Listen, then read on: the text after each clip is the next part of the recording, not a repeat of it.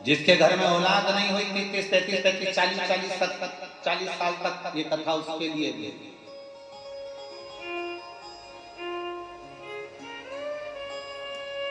कहा विश्वनाथ मुनि ने कहा कि तुम्हारा भरोसा नहीं है शंकर है, पर संतान का सुख नहीं। चलो एक शिव की आराधना करता वो देगा निश्चित।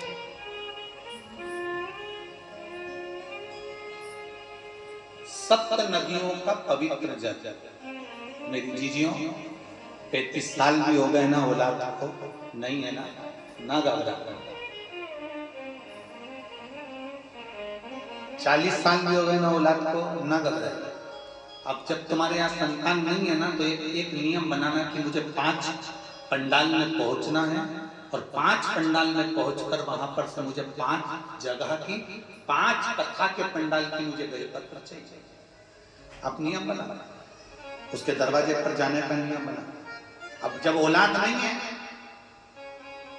तो एक प्रयास तुम भी करो, अपने पति से कहकर मुझे कथा में जाना है, 5 पंडाल में बैठकर कथा सुनूंगी। कोई वीआईपी ट्रीटमेंट नहीं, जमीन पर पंडाल में जहां जगह मिलेगी वहां सोऊंगी, जो भिक्षा देकर चले गया वो पालूंगी और जैसी व्यवस्था होगी उसमें रहकर मुझे 7 दिन 5 दिन की कथा सुनना। 5 पंडाल।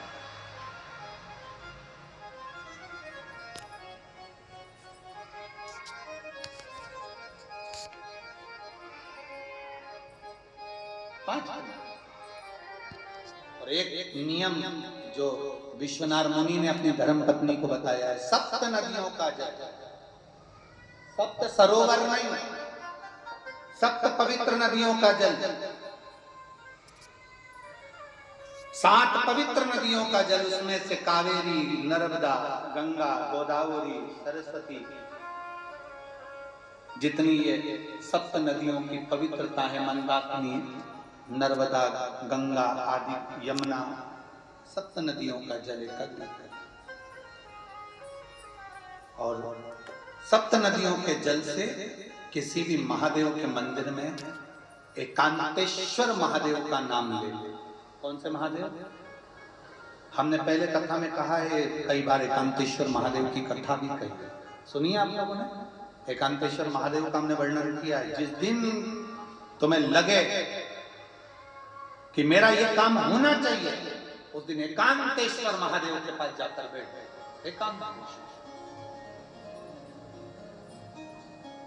एकांतेश्वर महादेव मतलब बाहर मिलेंगे। ये लोग कहते हैं कि यहाँ नर्मदेश्वर महादेव है, कल हम गए थे दर्शन करने के लिए।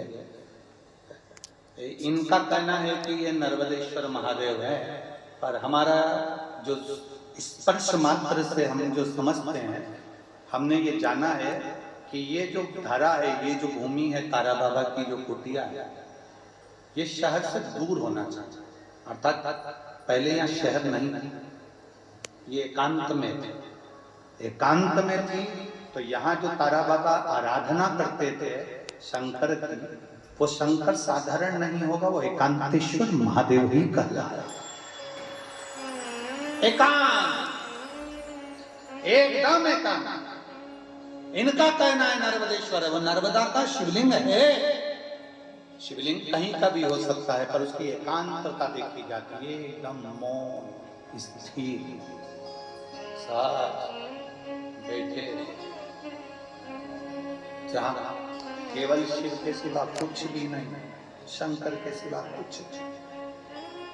जो आया वो गुफा के चक्कर में घुस गया, जिसको शंकर से मिलना था वो डायरेक्ट पहुंच गया, उसे गुफा से मतलब ही नहीं रहा, उसे तो एकांतेश्वर से मतलब था। पहुंचा, बैठा, जल चढ़ाया, स्पर्श किया और चल बाबा से अपने दिल की बात,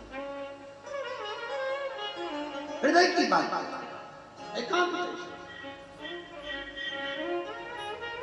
7 नदियों का जल रखकर 7 बेल पत्र के ऊपर 7 नदियों का जल एक बेलपत्र ली, उसके ऊपर एक कटोरी में, बाटली में, एक पात्र में एक नदी का जल, दूसरी बेलपत्र ली, दूसरी कटोरी में फिर जल, फिर तीसरी में बाबा की आराधना कर कर, शिव से विनती कर कर, भगवान शंकर के नामों का 108 नामों का जाप कर कर, श्री शिवाय नमस्तुभ्यम कर कर, एक कटोरा जहां से पानी बहकर नीचे आता है वहां लगा लीजिए और एक बेलपत्री को उठाकर शिव जी के शिवलिंग पर समर्पित करिए। समर्पित करते समय डंडी का मुख अशोक सुंदरी की ओर हो। अशोक सुंदरी का जगह मालूम है सबको? सबको मालूम है ना? अशोक सुंदरी की ओर मुख, अशोक सुंदरी भी समझ गड़बड़ ना करिए। ये शिवलिंग जलाधारी, ये जल बह रहा है नीचे सामने से, स्थान गणेश जी का, कार्तिकेय जी का, बीच में एक मोटी सी लाइन होती है, वो अशोक सुंदरी का स्थान है। शिवलिंग ये जलाधारी माता पार्वती जी का हस्तकमल, शंकर जी के ऊपर जो जलधारी रखी रहती है, ऊपर जिसमें से एक एक बूंद नीचे गिरती है, वो शंकर भगवान की 5 लड़कियां, जया, विषहरा, शामली वाली, दौतली, देव, शंकर जी की 5 लड़कियां शिव जी के ऊपर एक एक बूंद पानी गिराती रहती हैं। शंकर भगवान की कुल कितनी लड़कियां हैं? 6। कितनी लड़कियां हैं? 6।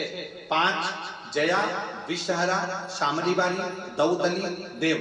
शंकर जी की 6 नंबर की लड़की है अशोक सुंदरी। जब हम प्रयोग करेंगे एकांतेश्वर महादेव का, ये बेलपत्र जो हमने समर्पित करी है, डंडी का मुख अशोक सुंदरी की ओर हो, डंडी का। आप बैठे कहां पर हो जल चढ़ाते समय? शिव जी को जल कहां बैठकर चढ़ाया जाता है? जम के बोलो जरा। जहां से जल बहकर जा रहा है, इसके ठीक विपरीत की ओर, ठीक विपरीत की ओर। जल बहकर जा रहा है इधर, तो तुम बैठोगे इधर, इधर नहीं बैठोगे, इधर नहीं बैठोगे। जल इधर बह रहा है तो तुम इस साइड बैठोगे। यहाँ बैठकर फिर बेलपत्र को आप समर्पित करोगे। डंडी का मुख उधर होगा, पत्ती का मुख आपकी ओर होगा, और जो एक नदी का जल है वो समर्पित कर कर जो पात्र लगा है उसमें वो जल इकट्ठा होते चले जाएंगे। दूसरी बेलपत्र उठाना है, 108 बार शिव का नाम लेना है, फिर वापस बेलपत्र श्री शिवाय नमस्तुभ्यम कर कर समर्पित करना है। डंडी का मुख अशोक सुंदरी की ओर होना। जब 6 बेलपत्र अशोक सुंदरी की ओर जाएगी, 7वें नंबर की जो बेलपत्र है उसका डंडी का मुख आपकी ओर होगा, और डंडी का मुख आपकी ओर होकर जल चढ़ाकर आप उस जल को झेल लेंगे। जहां नंदी बैठे हैं, नंदी का जो पांव जिस जगह पर उठाओ, अगर इस पांव उठाओ तो इस ओर, ये पांव उठाओ तो इस ओर, नंदी का पांव जहां उठा रहता है वहीं पर बैठकर पति पत्नी दोनों उस जल को आचमन कर लेंगे, दोनों उस जल को पूरा पी जाएंगे और बाबा से झोली पसार कर प्रार्थना करेंगे कि हमें संतान का सुख देना, मेरा देव अधिदेव महादेव। एकांतेश्वर महादेव का ये स्मरण करिए। एकांतेश्वर पहुंच गए विश्वनाथ मुनि अपनी धर्म पत्नी को लेकर एकांत में, जहां भगवान शंकर विराजमान थे उस एकांतेश्वर महादेव के पास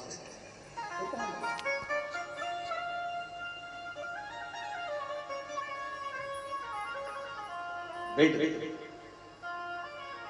एकांतेश्वर महादेव के पास बैठकर आराधना करी, पूजन करी, 7 नदियों का जल समर्पित कर आचमन करा।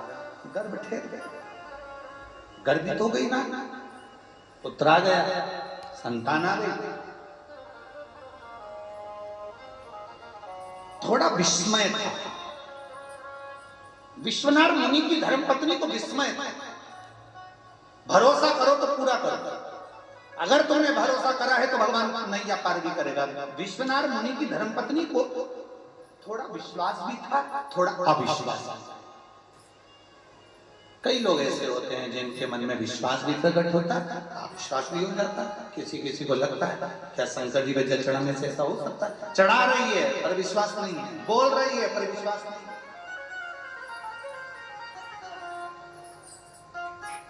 कई बार कथा में हम कोई आपको उपाय बता भी देते हैं तो लोग सोचते हैं ऐसा क्या शिव पुराण में लिखा है? विश्वास हो तो करो, मानो तो मैं गंगा मां हूं, ना मानो तो बहता, मानो तो मेरा भोलेनाथ तुम्हारे कल्याण के लिए इस सिरसा हरियाणा में आया है, ना मानो तो तुम अपना समय बर्बाद कर रहे हो, फिर अपने घर पर ना मानो, क्यों व्यर्थ समय? हम तो आपसे भी कहेंगे, देखो तुम्हारा मन लगे ना, तुम्हें भरोसा हो ना कि मैं आई हूं कथा में, मेरा महादेव मेरे दुख मिटाने मेरे घर आएगा, अगर ये भरोसा है तो कथा